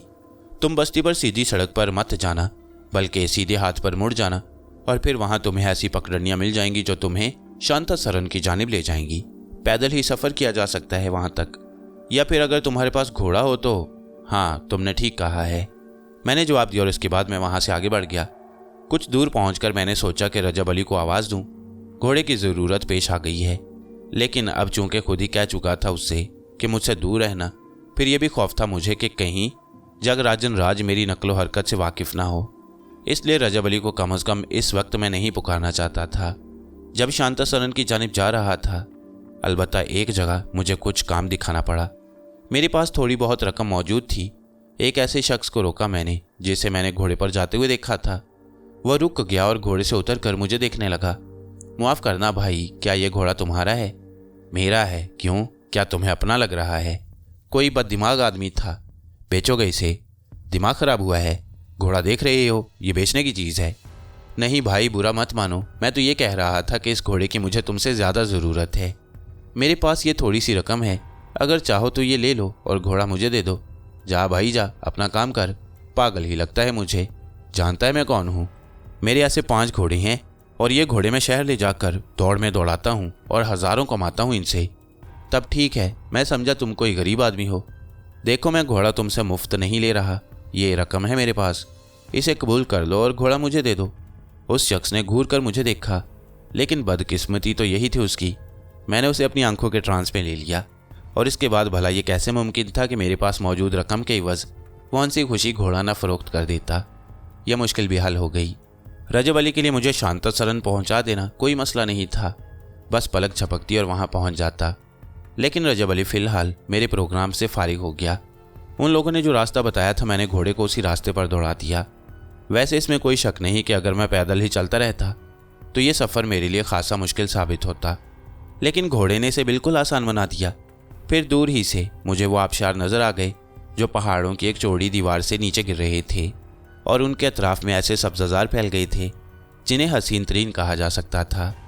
उन्हीं हसीन तरीन सब्ज़ाज़ारों में मुझे वो सफ़ेद रंग की खुशनुमा इमारत नज़र आ रही थी जिसके बारे में अब कोई शुबा नहीं था कि वो शांतासरन है। शांतासरन के सामने फैले हुए घास के सब्ज़ मैदान में रंगीन छतरियाँ लगी हुई थीं और उनके नीचे कुछ अफराद नज़र आ रहे थे जिन्होंने शायद मुझे और घोड़े को देख लिया और किसी कदर हैरानी से मेरी ही जानिब निगरान थे। घोड़ा कुछ और करीब पहुंचा तो उनके चेहरे भी मेरी निगाहों में आ गए। रंगीन लिबासों में मलबूस निहायत खूबसूरत और मॉडर्न लड़कियां थीं जिन्होंने जदीद लिबास पहने हुए थे। ऐसे लिबास मैंने पीलीगढ़ी में किसी के पास नहीं देखे। ये लड़कियां शायद किसी शहर से ताल्लुक़ रखती थीं। वो सब दिलचस्प निगाहों से मुझे देख रही थीं और फिर जब मैं सब्ज़ो शादाब घास के मैदान पर घोड़े से उतरा तो वो मेरी जानिब दौड़ पड़ी। उनमें से एक जो फूलदार कमीज़ और शलवार पहने हुए थी, दोनों हाथ फैलाकर दूसरी लड़कियों को रोककर खड़ी हो गई। वह मुझे फटी फटी आंखों से देख रही थी और उसके चेहरे पर अजीब से तासुरात थे। मैंने झिझकते हुए अंदाज में उन सबको देखा और कुछ कहना चाहा, लेकिन वही लड़की तेज़ रफ्तारी से आगे बढ़ी और मेरे करीब पहुंचकर उसने मेरे लिबास को सीने के पास से पकड़ लिया। मुझे यकीन था, मुझे पूरा विश्वास था कि तुम एक दिन ज़रूर आ जाओगे। हाय, मैंने गलत नहीं कहा था। कोई मेरी बात मानता ही ना था। सब मजाक उड़ाते थे मेरा, कहते थे कि यह पागल है। मुझे बताओ कुमार, क्या मैं पागल हूँ? मैं तुम्हें पागल नजर आती हूँ? अगर मैं पागल भी हूँ तो तुम्हारे प्रेम में पागल हूँ। मैंने सपनों में तुम्हें देखा है, लाखों में पहचान सकती हूँ मैं तुम्हें। तुम कुमार हो, हाँ मेरे कुमार हो, तुम मेरे परमेश्वर हो। तुम्हारा ही इंतज़ार कर रही थी मैं। देख लो, तुम देख लो, अब अपने आप से शर्मिंदा हो जाओ। मेरे सपनों का राजकुमार आ गया है। ये है जिसकी कहानी मैं तुम्हें रो रो कर सुनाती थी और तुम सब मुंह दबाकर मुझ पर हंसती थी। लड़कियां मुझे देख रही थीं। मैंने ताज्जुब भरी निगाहों से उस लड़की को देखा। शक्लो सूरत से बिल्कुल होशमंद नजर आ रही थी, लेकिन उसका अंदाज अजीब सा उलझा देने वाला था। लड़कियों की तादाद कुल 6 थी और वो अब मेरे बिल्कुल ही करीब आ गईं। उनमें से एक ने मुझे देखते हुए कहा, हाय राम, बताती तो ऐसी ही शक्लो सूरत थी, लेकिन सपनों की बात हकीकत में कैसे आ गई? मैं उनके दरमियान कुछ खजल सा खड़ा हुआ था। बहरहाल शक्लो सूरत में शरीफ ज़ादियाँ मालूम होती थीं और ख़ास तौर से वो लड़की बहुत खूबसूरत थी जिसने मुझे अपने सपनों का शहज़ादा कहा। एक अजीब अहमकाना तस्वुर था। अचानक ही मैंने अपने घोड़े को हिनहिना कर अलिफ होते हुए देखा और इसके बाद वह जकंदे लगाता हुआ वहाँ से भाग गया। लेकिन जो लड़की उसके करीब खड़ी हुई थी, मैंने उसके हाथ में गैस लाइटर देखा था जिसे उसने बुझाकर जल्दी से अपने लिबास में छुपा लिया और यहीं से मेरी रहनुमाई हो गई।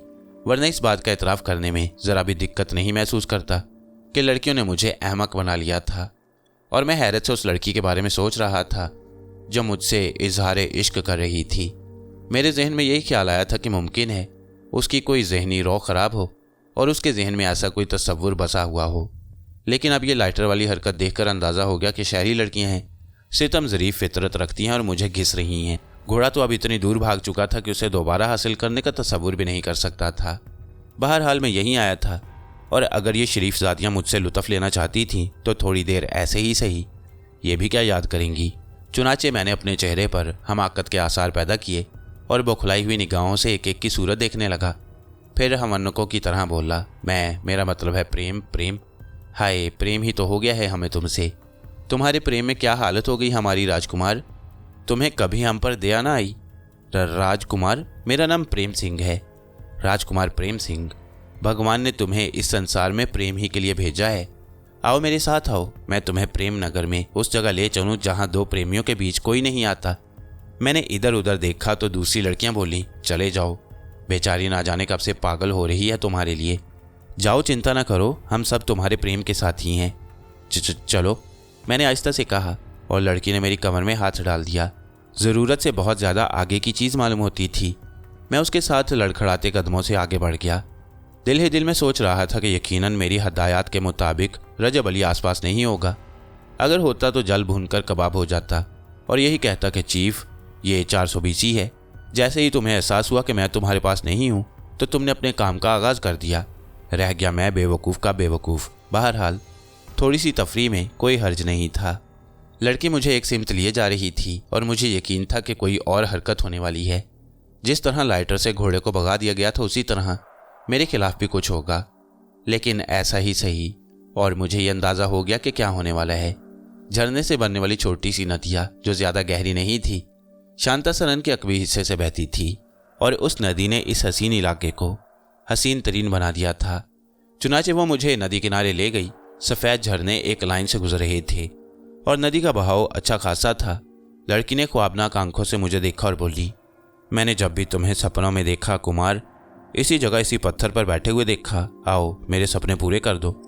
मैं जीवन भर तुम्हारे चरणों में रहना चाहती हूँ। बोलो कुमार, अब जबकि तुम आ गए हो तो मुझे छोड़कर तो नहीं जाओगे। उसने मुझे बड़े प्यार से पत्थर पर बिठा दिया। पत्थर नदी के बिल्कुल किनारे पर था और मैं इसके लिए तैयार था कि अब मुझे धक्का दे दिया जाएगा। शरीर लड़की अपनी दानिश्त में बहुत बड़ा कारनामा सर अंजाम देने जा रही थी, लेकिन ना जाने क्यों मैं भी इस तफरीही मूड में आ गया था कि उसके सामने अहमक बन जाऊं। उसने अपनी आंखों में मोहब्बत के आसार पैदा किए। घुटनों के बल मेरे सामने बैठ गई और बोली, शायद तुम्हें मेरी बातों पर यकीन नहीं आया है राजकुमार। जो कुछ करना चाहती हो कर डालो, और कितनी देर तक ये मिन्नत करती रहोगी। मैंने कहा। वो एक लम्हे के लिए चौंकी, लेकिन फिर फौरन ही उसने खुद को संभाल लिया।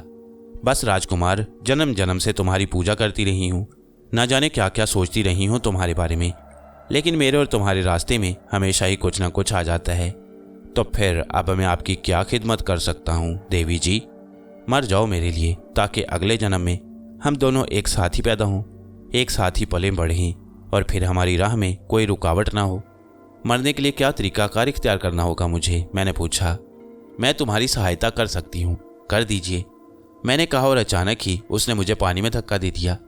मैंने तो पहले ही ये सोचा था कि ऐसा होने वाला है। लड़कियों का मूड मैं अच्छी तरह समझ गया था।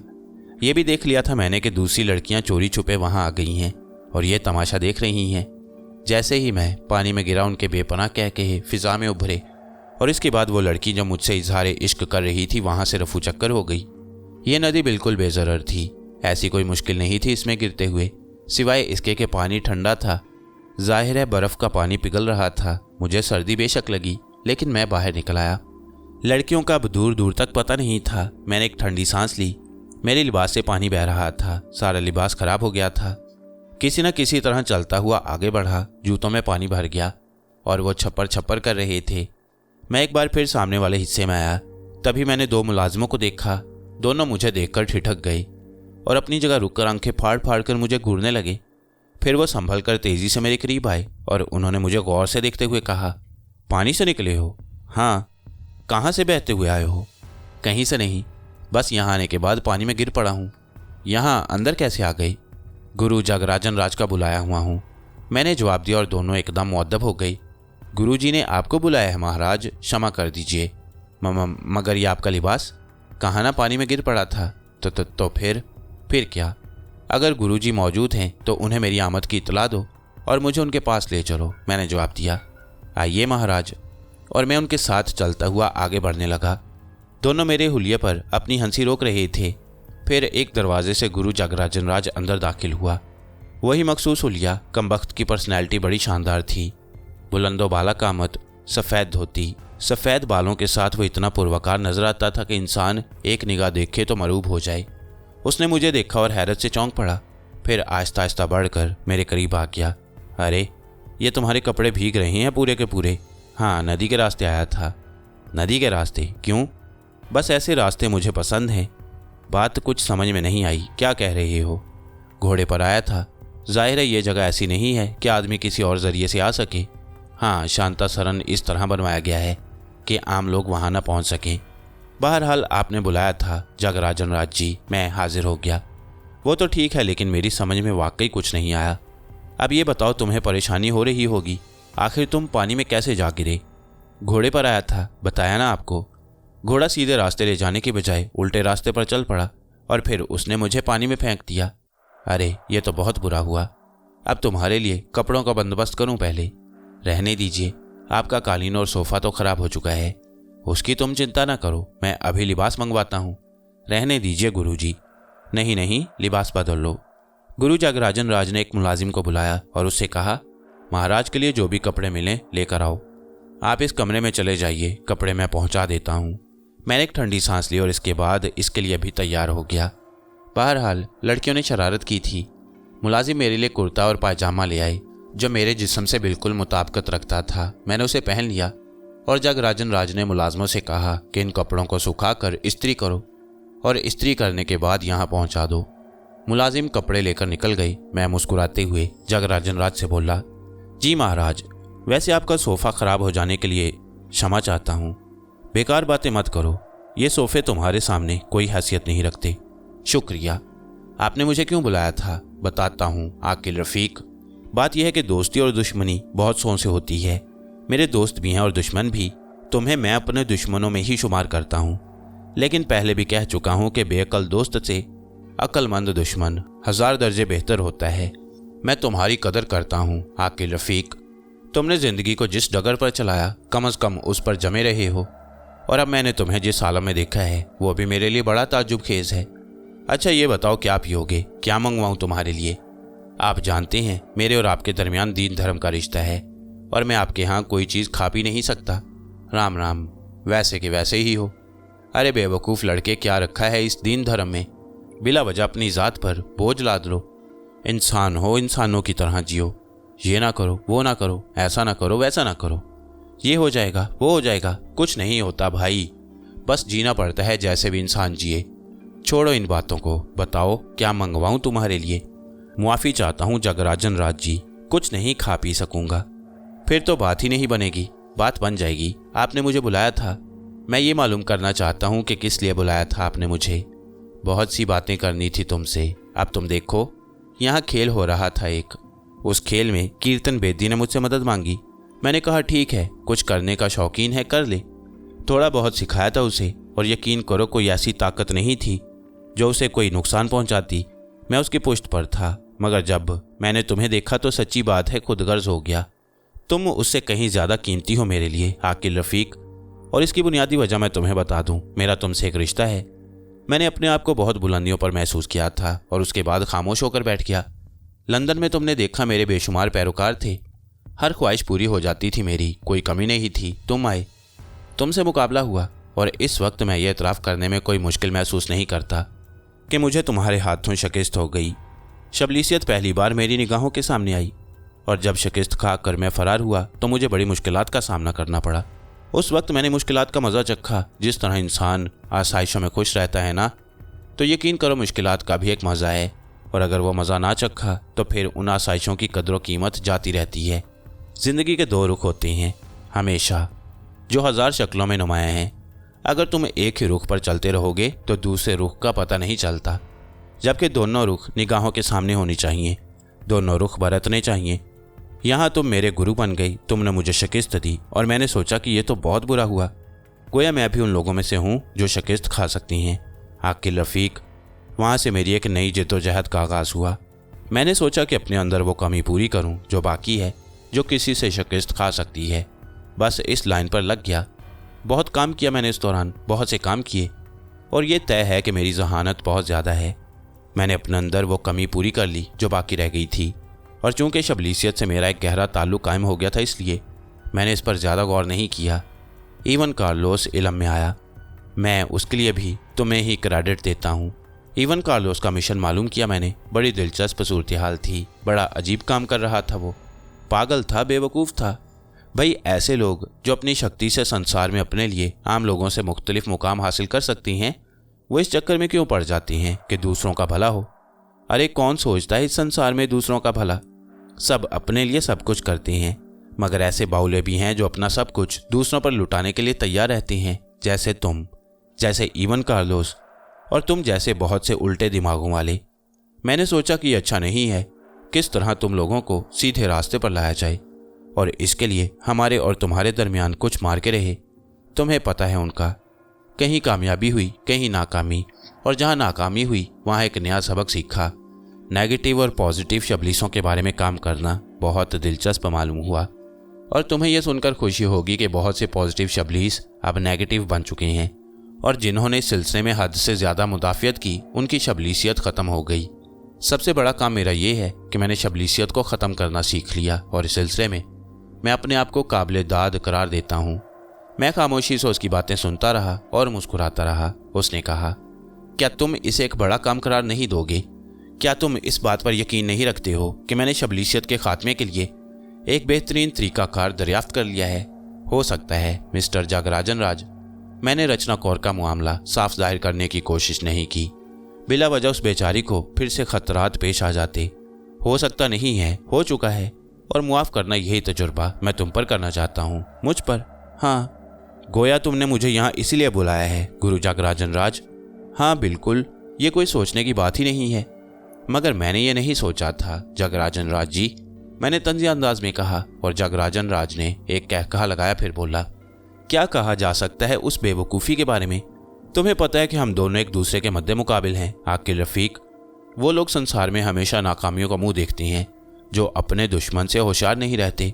दुश्मन तो दुश्मन होता है। वो कब दावा करता है कि वो तुम्हारा दोस्त है?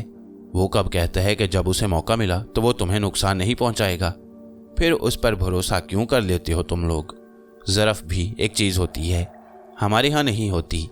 हम काली शक्ति वाले जब अपनी ज़िंदगी का आगाज़ करते हैं तो हमारा सबसे पहला सबक यही होता है कि शैतान की पैरवी करो। शैतान जिस अंदाज में सोचता है उसी अंदाज में सोचो, और शैतान जिस तरह सोचता है उसके बारे में तुम्हें मालूम है। मगर तुम लोगों का हशर भी तो ख़राब होता है जगराजन राज। कौन कहता है? बोलो, कौन कहता है? कोई मिसाल, कोई सबूत दे सकते हो?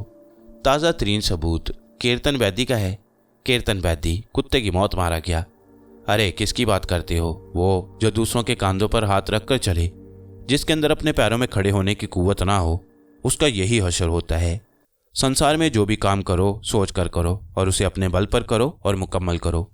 खैर, तो इसका मतलब है कि तुमने मुझ पर अपना दाव चलाने के लिए यहाँ बुलाया है।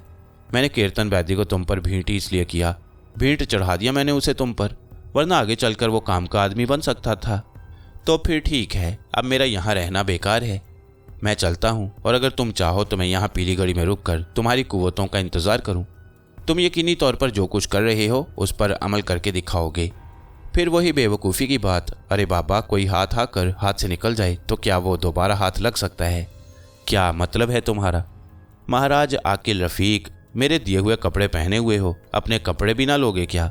चलेंगे, ये भी चल जाएंगे। मेरा यहाँ रुकना अब मुमकिन नहीं है।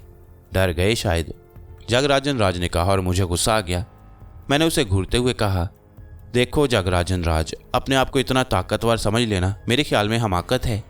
मैं यहाँ आया हूँ तो यहाँ से निकलना भी जानता हूँ। ज़रा मेरी मुट्ठियों में देख लो क्या इंतज़ाम है। इंतज़ाम करके बैठा था तुम्हारे लिए। पागल नहीं हूँ तुम्हारी तरह कि मुंह उठाए और चले आए।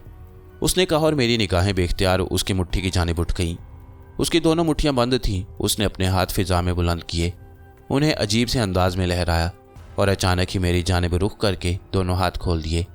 मैं समझ नहीं पाया कि वो क्या करना चाहता है। वैसे ये बात तो मैं जानता था कि वो जादूगर है, लेकिन उसके हाथों से कोई चीज़ बरामद ना हुई।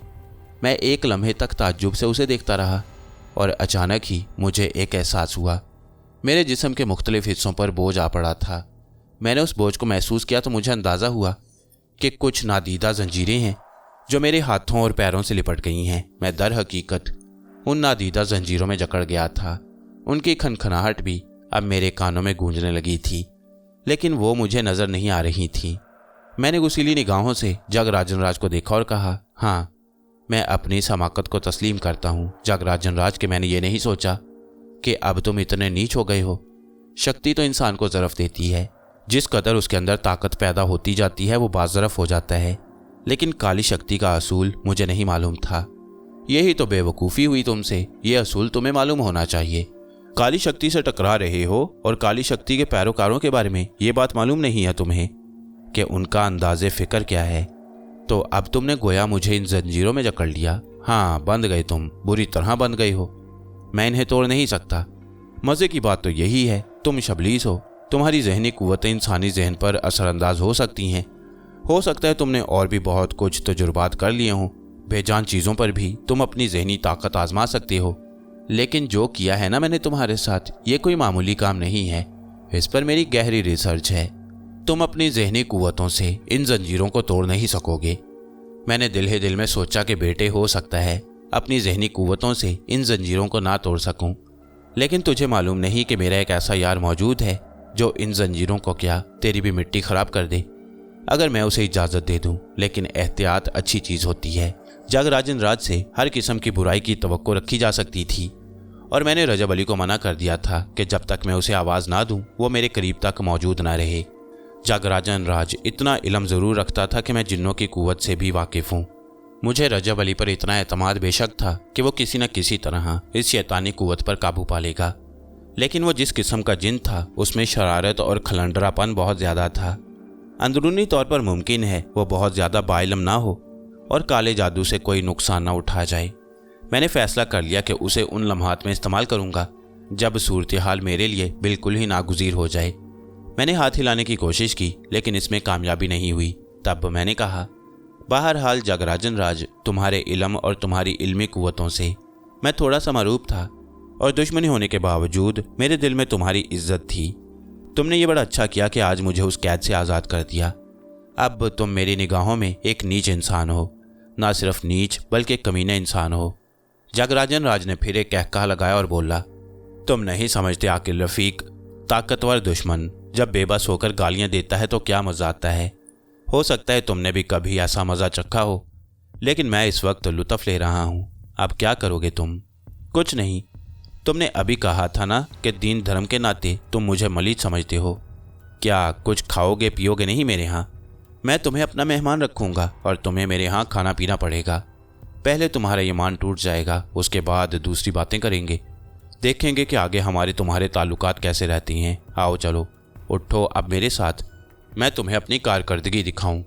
लेकिन मेरे हाथ पैरों में तो जंजीरें पड़ी हुई हैं, मैं ना अपने हाथ हिला सकता हूं ना पाऊं। नहीं नहीं, ऐसी कोई बात नहीं है, यह सिर्फ तुम्हारा ख्याल है। जंजीरें बेशक पड़ी हुई हैं, लेकिन तुम मेरे हुक्म पर मुतहरिक हो जाओगे। मैं कह रहा हूं ना, मैं तो तुम्हें इस पूरी इमारत में घूमने फिरने की आज़ादी दूंगा, कोई परेशानी नहीं होगी तुम्हें।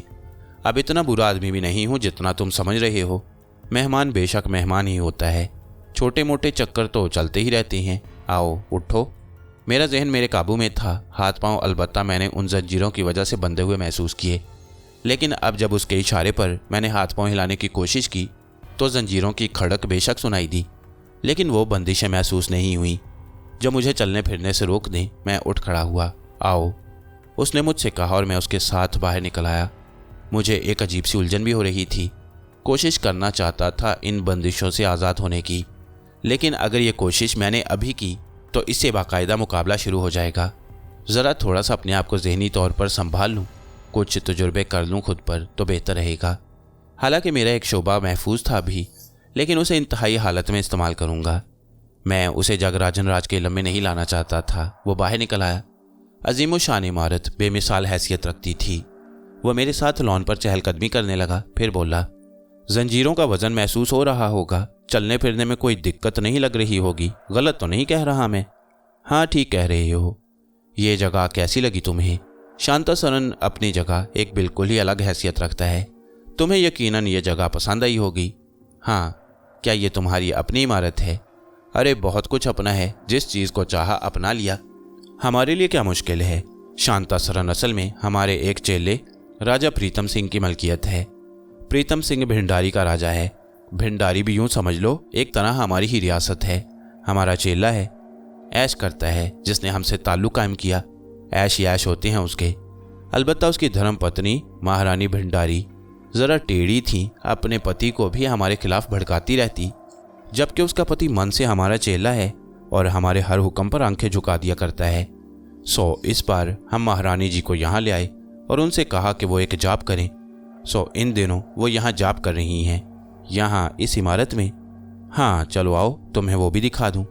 महारानी भंडारी जी को देखोगे तो बावले हो जाओगे। हम किसकी सौगंध खाएं?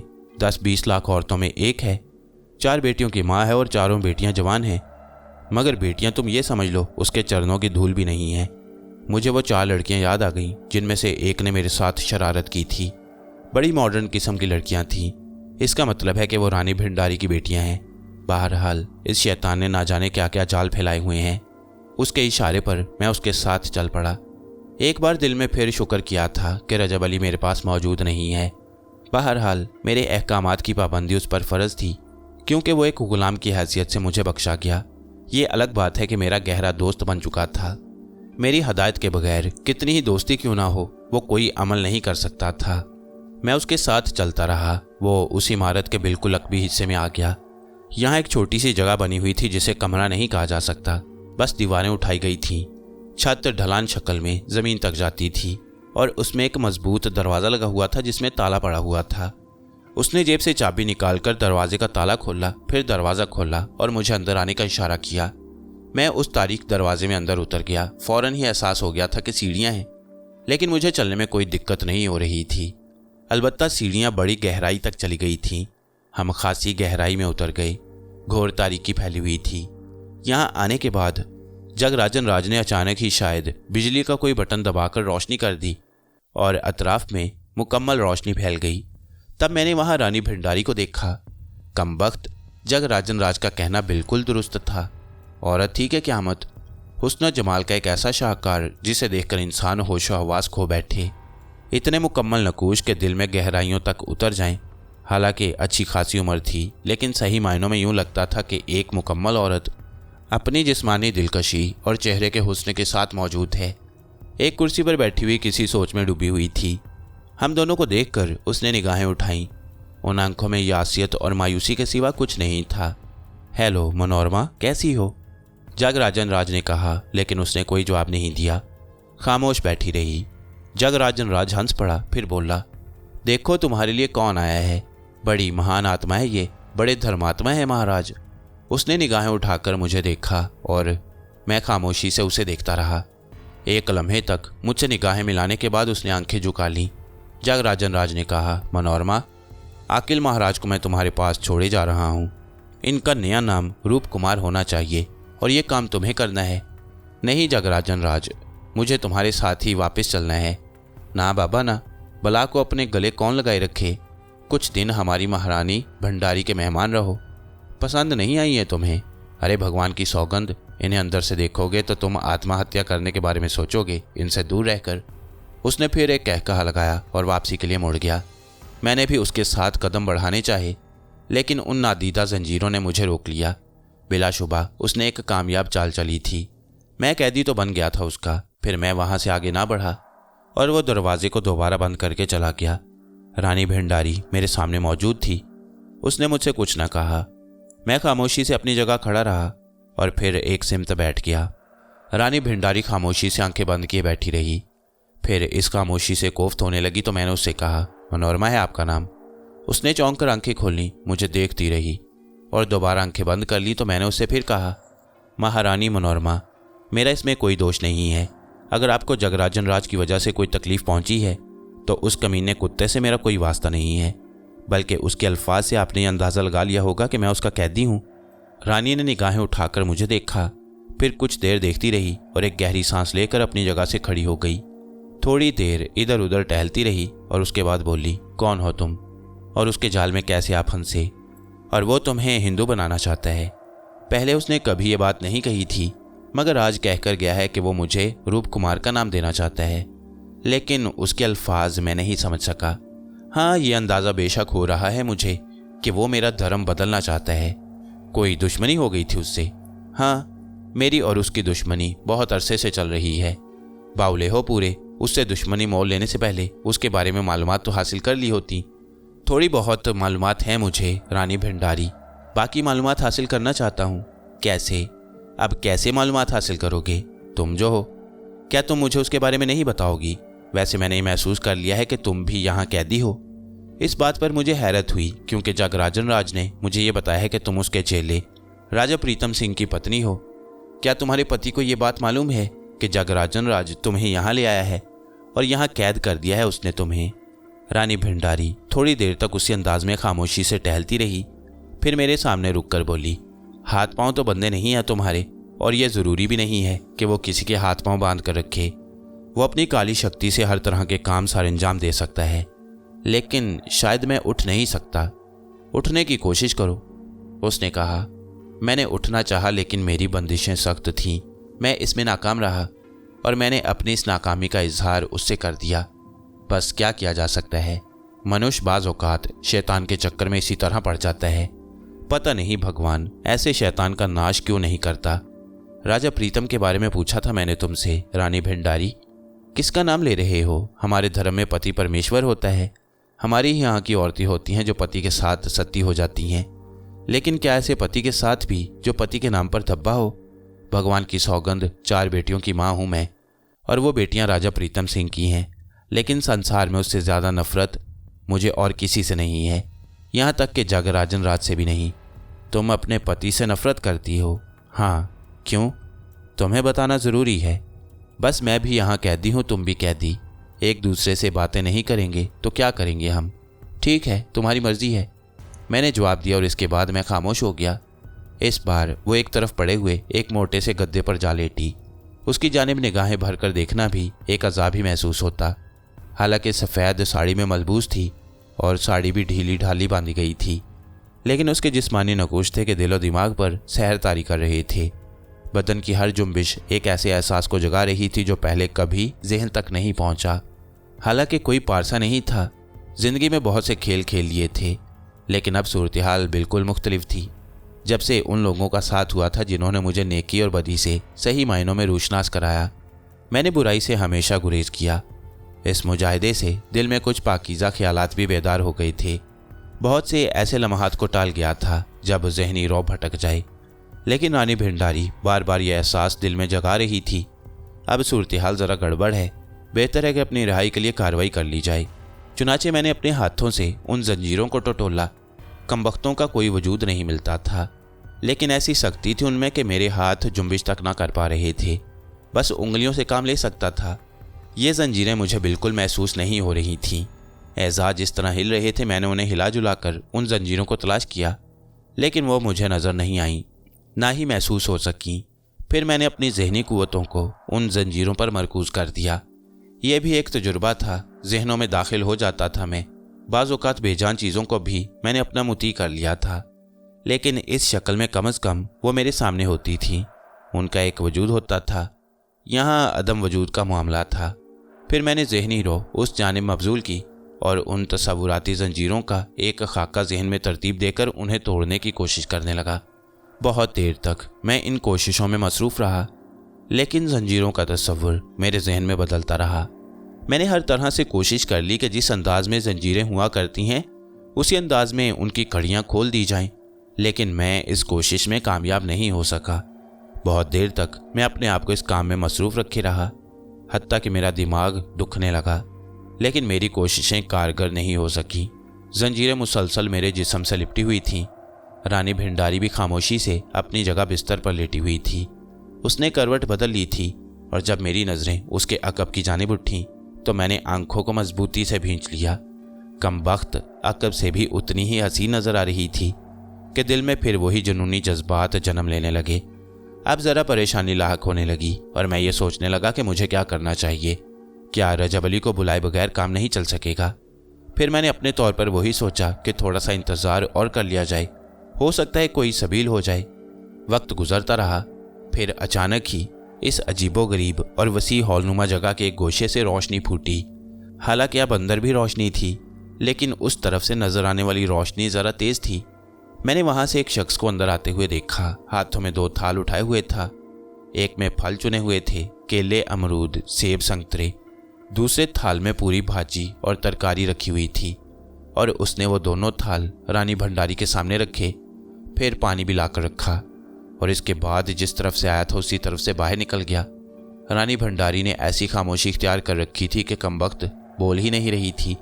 मैंने खुद ही उसे मुखातिब किया, महारानी जी, आप बेशक एक रियासत की रानी हैं, लेकिन जब आदमी मुश्किल में गिरफ्तार होता है तो डूबते को तिनके का सहारा दरकार होता है। आपने इस तरह खामोशी इख्तियार कर ली है कि अब मैं परेशान होने लगा हूँ। उसने गर्दन घुमाकर मुझे देखा, चेहरे पर बेजारी के तासुरात थे। फिर उसने खाने की तरफ देखा और आहिस्ता से उठ गई। थाल अपनी जगह से उठाया और मुझसे बोली, आओ यहाँ आ जाओ। मेरी बदकिस्मती का तुम अंदाज़ा नहीं लगा सकती रानी मनोरमा। मुझे ऐसी जंजीरों में लपेट दिया गया है कि मैं जुम्बिश भी नहीं कर सकता। दोनों पाँव बंधे हुए हैं, दोनों हाथ भी बंधे हुए हैं। जंजीरें? वो हैरत से मुझे घूर कर बोली, हाँ, ये जंजीरें आपको नज़र नहीं आएंगी क्योंकि मुझे भी नज़र नहीं आ रही, लेकिन मैं इसका कैदी हूँ। वो चंद लम्हात सोचती रही, फिर उसके चेहरे पर हमदर्दी के नकूश उभर आए। गर्दन हिलाकर बोली, खैर चिंता मत करो, मैं तुम्हें खिलाती हूँ। नहीं, आप ये तकलीफ़ ना करें, मैं बगैर खाए भी जी सकता हूँ। नहीं, ऐसी बात नहीं है, भला बिना खाए भी कोई जी सकता है। वो आहिस्ता आहिस्ता आगे बढ़कर मेरे बिल्कुल करीब पहुँच गई और फिर मेरे नज़दीक बैठ गई। अब वो सरापा हमदर्दी बन गई, संतरा उठाकर छीलने लगी और फिर उसकी फांके मेरे चेहरे की जानिब बढ़ाते हुए बोली, लो, ले लो। नहीं रानी भंडारी, मैंने आपसे जो कहा है वही मेरे लिए मुनासिब और मुमकिन है। मुझसे ज़िद क्यों कर रहे हो? मैं तो खुद यहाँ कैदी हूँ, तुम्हें इसका अंदाज़ा हो गया होगा। और मैं सचमुच, मान लो मेरी बात, अपने जीवन से बेजार हूँ। मैं तो मर जाना चाहती हूँ, परंतु मौत भी मेरे बस में नहीं है। लो, खा लो, मेरा दिल दुखेगा। नहीं रानी भंडारी, आप समझती नहीं हैं। आप खाइए, मैं आपको बता दूंगा कि मैं क्यों नहीं खा रहा। मेरी बात भी नहीं मानोगे? आपने मुझसे मेरा नाम नहीं पूछा, ये क्या बात हुई? मैं खाने की बात कर रही हूँ, तुम नाम की बात कर रहे हो। रानी जी, मेरा नाम आकिल रफ़ीक है। क्या है तुम्हारा नाम? आकिल रफ़ीक। ये तो मुसलमानों जैसा नाम हुआ। हाँ, मैं मुसलमान हूँ, मैंने कहा और उसके हलक से एक हल्की सी आवाज़ निकल गई। चंद लम्हात वो अजीब सी निगाहों से मुझे देखती रही, फिर बोली, फिर इससे क्या फ़र्क पड़ता है? अब तो एक ही मुसीबत में फंसे हुए हैं हम दोनों। मेरा धर्म कुछ और है, तुम्हारा धर्म कुछ और। फिर मेरा धर्म अब धर्म रहा ही कहाँ। मैं तो उसके हलक से सिसकी सी निकल गई और उसने संतरे की फांके फिर मेरे मुंह की तरफ बढ़ाते हुए कहा, लो, खा लो। नहीं तो मैं भी नहीं खाऊंगी। मुझे खुशी होगी मनोरमा कि आप ये तकल्लुफ़ ना करें। मैं सिर्फ इतना बताना चाहता हूँ आपको कि हम मुसलमान ना हिंदू के घर की कोई चीज़ खाते हैं, ना वहाँ पानी पीते हैं। ये हमारे धर्म की बात है। आप बराहे करम मुझसे ये अल्फाज ना कहलवाएं। आप बहुत अच्छी हैं, बड़ी हमदर्द इंसानियत है आपके अंदर, लेकिन दीन धर्म की बातें कुछ ऐसी ही होती हैं। मुझे उम्मीद है कि आप बुरा नहीं मानेंगी। वो तो ठीक है, पर बिना खाए जियोगे कैसे? जी लूँगा। वो थोड़ी देर तक कुछ सोचती रही, फिर एक ठंडी सांस लेकर पीछे हट गई। तुम्हारी मर्जी, आप खा लीजिए। खा लूँगी, अभी मेरा मन नहीं चाह रहा। उसने तमाम चीज़ें जू की तू रख दी। मैंने परेशान निगाहों से उसे देखा और ठंडी सांस लेकर रह गया। रानी भंडारी अब मेरे सिलसिले में नरम हो गई थी। वक्त बहुत सा गुजर गया, गालिबन रात हो गई। इस जगह तो अंदाज़ा ही नहीं होता था कि क्या वक्त हुआ है। फिर मेरा जिस्म भी दुखने लगा और मैं वहीं ज़मीन पर दराज हो गया। कुछ समझ में नहीं आ रहा था कि क्या करूं। अब भी रजब अली को पुकारने से गुरेज करना चाहता था, क्योंकि हर कीमत पर वो मेरे लिए इंतहाई कारआमद था और मैं नहीं चाहता था कि उसे कोई नुकसान पहुंचे। हाँ, कोई ऐसा लम्हा पेश आ जाए जब बिल्कुल ही मजबूरी हो तो फिर देखूंगा। अभी जल्दबाजी मुनासिब नहीं है। रात हो गई। रात को रानी भंडारी अपनी जगह से उठी और मुझसे कुछ फासले पर आकर बैठ गई। मैं तुम्हारे बारे में ना जाने क्या क्या सोच रही थी, मगर तुम तो मुझसे भी ज़्यादा दुखी मालूम होते हो। बताओगे नहीं अपने बारे में कि उस पापिया घोरी के हत्थे कैसे चढ़ गई?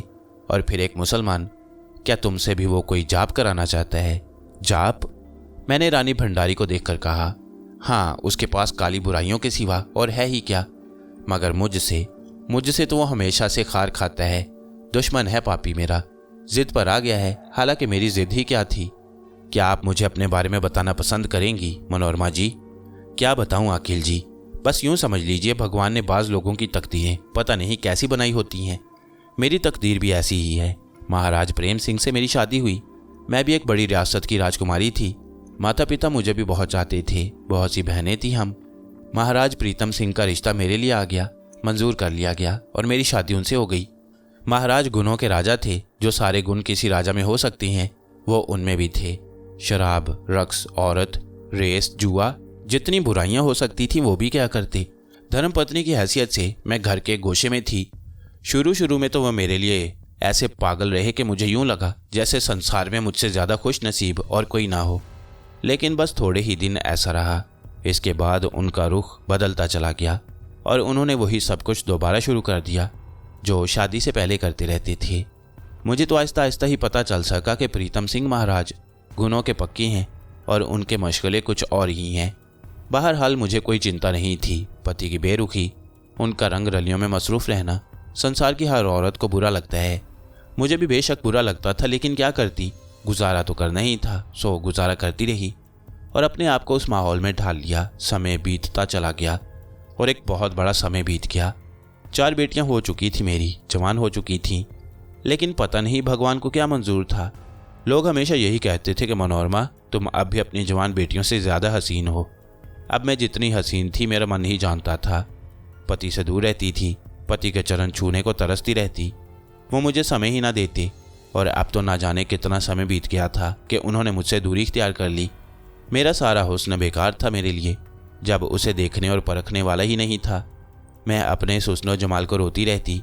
मेरा शरीर मोहब्बत के लम्स को तरस गया।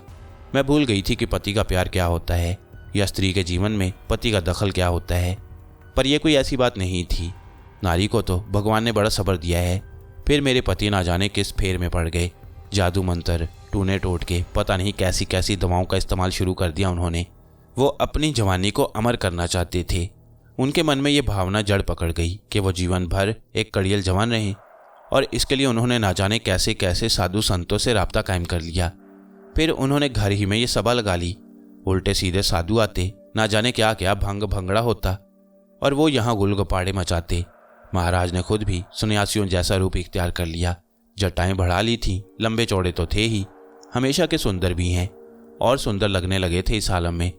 पर मैं हमेशा ही मन महसूस कर रह जाती। मेरा पति अब मेरा नहीं था। हाँ, अबलाएं आती रहती थीं और नाच हुआ करते थे। ढोल मजीरे बजते थे, चरस के धुएं के गट उठा करते। पर यह सब हमारी निगाहों से दूर होना चाहिए था। फिर एक दिन ये पापी जगराजन राज आ गया। इसके चरणों में सभी ढह गए। इसकी पूजा भगवान की तरह होने लगी। वही रंग रलियां फिर जारी हो गईं।